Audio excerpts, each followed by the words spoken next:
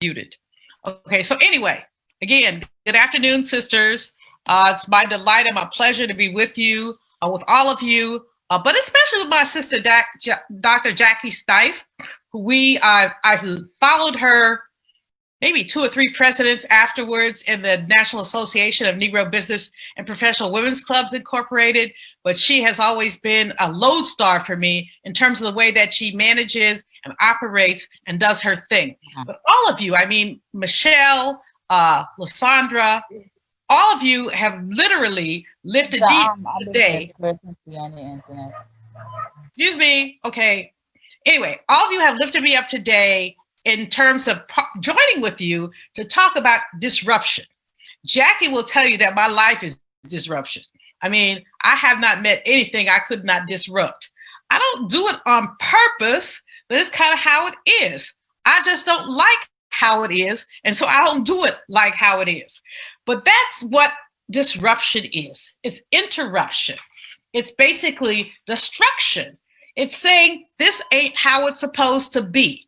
And so I want y'all to think about this in a context, Jackie. I actually had to go to my Bible to talk about my favorite biblical verse, which is 1 Corinthians 16:9, where I always misphrase it, so I put it here, but I'm not going to read it.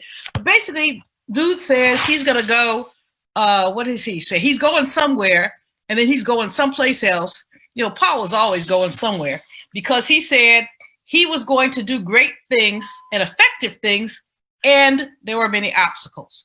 So my theme for you today is embrace the obstacles. Understand that there will be obstacles and then embrace them. We're all living through obstacles now. COVID is an obstacle. My heart breaks every single day because I can't go home to see my mama. And my mom is 92, going on 93. She's had a stroke. Her right side is immobilized. She can't speak. And I miss her. But I'm 67 and I have diabetes and I'm not fooling with the COVID. You know, when Black people really get crazy, we say the COVID, like the sugar. So I ain't fooling with the COVID. My mom, all she does all day long is watches MSNBC, looking for me, watches the Catholic TV channel, eats a little bit every now and then. So she knows what's going on. So my sister took us on FaceTime and she said, Mom, do you want Julianne to come home? And she's like, she shook her head, no. My little feelings were hurt for a minute, but then I realized she knows what's going on. It's an obstacle and we have to embrace it. But when she put her 2 arms and one hardly moves over her heart, I knew that she loved me. And I just want to go home, but I have to wait. But there's so many obstacles for us now as women, as Black women, and we have to really embrace them because COVID is like put a joker in the deck and basically mess everything up. What obstacles must we embrace? Well, we have to embrace this international situation where we have overgrown fool in the White House. I mean, if I had money, I would get me an orange straitjacket and a wheelbarrow. I just roll that man up out of there. I just do it all by myself. You know, I'm of the generation. In 1974, when Richard Nixon resigned, we took U-Hauls. About 10 of us took U-Hauls and parked them outside the White House. Now, that's when you could do that. You can't do that no more. They got all kinds of stuff. But we parked them outside the White House like, if you need help, we can move you. Nobody got arrested. I did get put on notice on my PhD program, but that's another story. But anyway, that's what we did. And we need to do that. We have to embrace the obstacles. They bring the best out of us. When there are no obstacles, there's nothing going on. Understand that. If you don't have any obstacles, you just lay it in your bed and nobody is bothering you. When people are bothering you, iron sharpens iron. They're bringing stuff out of you. Obstacles. This economy is the worst obstacle that many of us have seen in a very long time. But many people have used that obstacle to, as our sister LaShonda has said, to grow, to find other ways, to look at, as Abby, this conference, you know, so many things are happening virtually that hadn't happened virtually before because people are dealing with the obstacles and overcoming them. So every one of us has to look at our life and see what obstacles we're facing. And some of the obstacles are external, COVID, business, all of that, but some of them are internal. Some of us create our own obstacles. When we decide that it's so much and we can't take it and it's just too much to do, we've created obstacles for ourselves that we don't have to create. We've created obstacles because we're scared, not afraid, but scared. And we don't have to be scared because that gives the devil the due. Don't give the devil the due. You know, I'm dealing with all kinds of obstacles right now. I speak for a living. Don't nobody want me in this context, but many of my colleagues have said, okay, let's look at virtual speaking. Got to do it. But there are other challenges. I live next door to the devil. I mean, like the real, literal devil. We had the popo out here today because these people seem to think that my house belongs to them. So they could just walk onto my property. And when I yelled at them, they called police and said an irrational black woman. Yeah, irrational black woman living in gentrification. Ain't fooling with crazy ass white people. Excuse my language, y'all. But ain't fooling with them. And keep it up, y'all. They got the wrong one. But then I realized my obstacle is that I have a total potty mouth. Total potty mouth. I have adverbs and adjectives for profanity. And so I'm like, okay, maybe I should act like an erudite human being, which I am, as opposed to, you know, sister from the hood. And so when the police came, I called and I said, I'm not sure why you all are here. You know, and they're looking at me like, well, they said you did. I said, do I look like the kind of person who would do that kind of thing? And they backed all the way up. But that's my internal obstacle, is that I go off like that. And I need to work on it. And I know that. And at 67, I ain't gonna fix it, but I can modify it sometimes. Education for our children and the way we're managing it is an obstacle for all of us. You know, I mean, Black and brown kids are having their behinds whipped.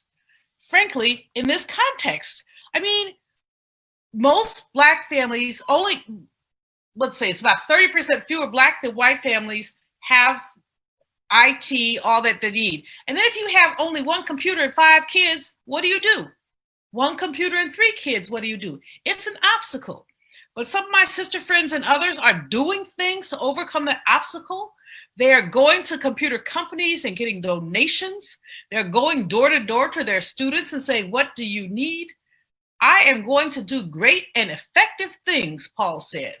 And there are many obstacles. The problem with obstacles is all too often we think of obstacles as a but, you know, as a barrier.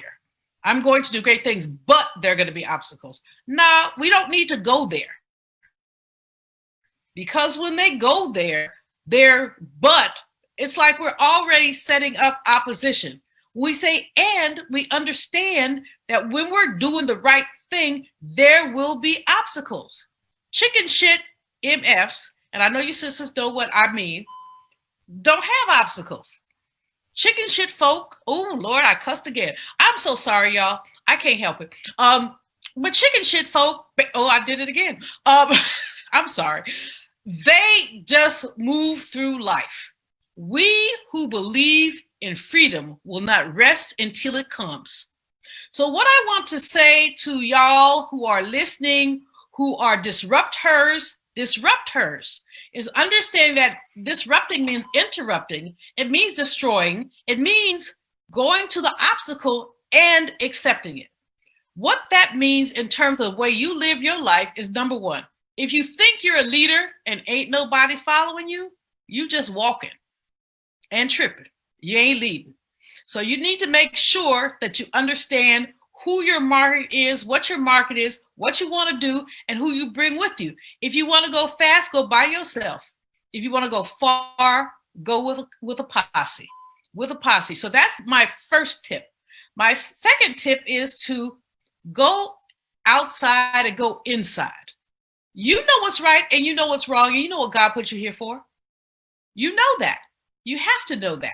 And so if you know that and you're challenged, and many of us are challenged every day, like Sister said about corporate America. You're challenged. You got good money, you got good perks. Does it make you happy? But it's not only does it make you happy, with other things, you run into obstacles. What does your heart say? What does your soul say? Can you claim your own soul and go with it? And you got to. Authenticity is the most important thing that we have to offer the world. What we have to offer the world is our own whole true self.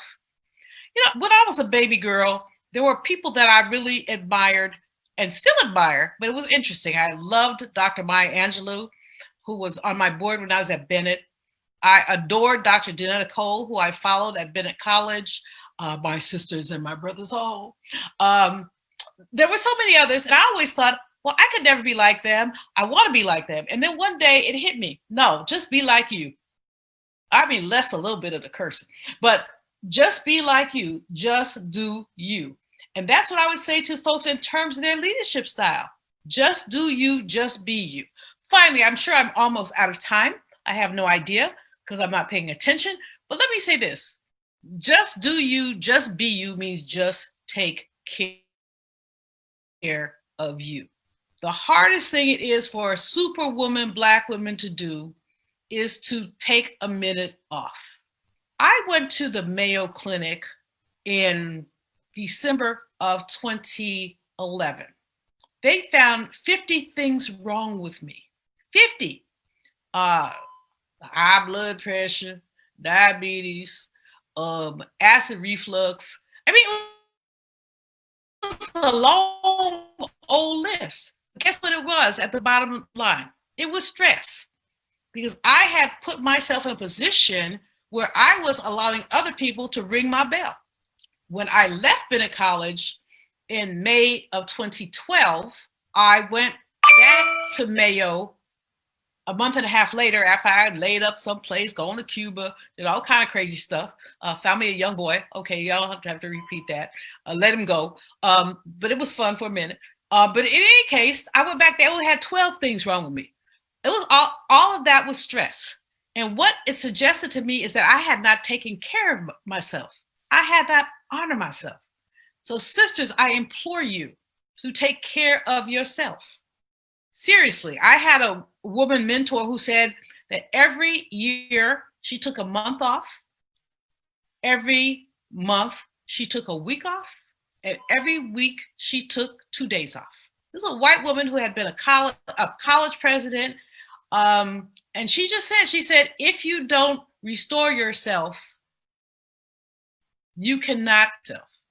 Here's another way to put it. A leaky vessel for anybody. If you don't take care of yourself, you're leaking. And if you're leaking, you can't take care of anybody.